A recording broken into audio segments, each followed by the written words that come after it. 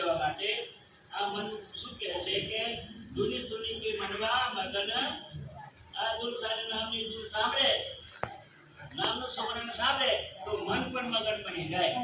મન પણ શું બની જાય? મન બની જાય. જૂની સુની કે મનવા મગન હુआ लागी समाधि रहे गुरु चरण में. समाधि लागे અને સમાધિ લામાં બેસો, સુમરણ કરવા બેસો યા તો ધ્યાન કરવા બેસો તો ધ્યાન આપણે શાનું કરવું છે કે એનું નક્કી કરવાનું.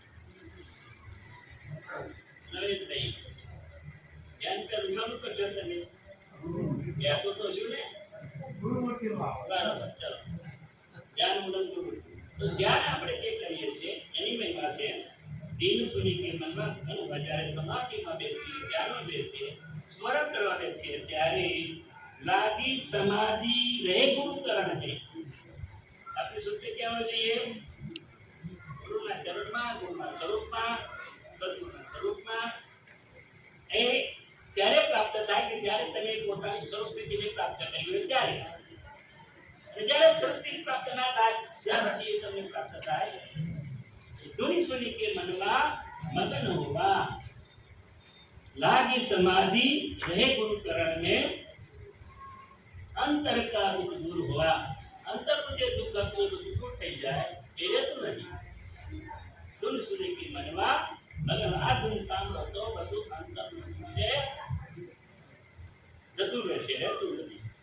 ધૂન સુન કે મન સમજાય. આ ધૂન સાંભળીને મનને સમજાય છે, મન મગન બની જાય, आनंदित बनी जाए. योगी युक्ति कमावे अपनी अपनी ज्ञान की कराई.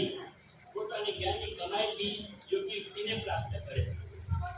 અને યુક્તિ યોગી કુલ યોગિમાં યુક્તિ को बनाइए. चंद्र सूरज मन जगत ठीक કરી को और ભોગ ચલા. આપણે એક કેવો કરવાનો છે સાહેબે પણ તમને સુલતાન સરોવર ની વાત કરી. આ દરેક સંતો માટે છે. वो सदगुरु में भावे सदगुरु वो सदगुरु वही भावे जो योग में भोग में योग सिखावे. भोग में योग सिखावे वही सदगुरु वही भावे. भोग में योग ની કમાઈ જે છે આપણી કાયા ભોગમય છે. આપણી કાયા કેવી છે? આપણી કાયા ભોગ ભોગવવા માટે છે. ભોગ ભોગવીએ છે. ભોગ ભોગવતા પૂરા થઈ જવાના. તપોના તપતા હોય ને તત્વા તમે તપને નહીં તપતા પણ તપ તમને તપી નાખે છે. આપણે તપને નહીં તપતા પણ તપ આપણને તપી નાખે છે. ભોગ આપણને નહીં ભોગતા, ભોગ આપણને ભોગવી નાખે છે.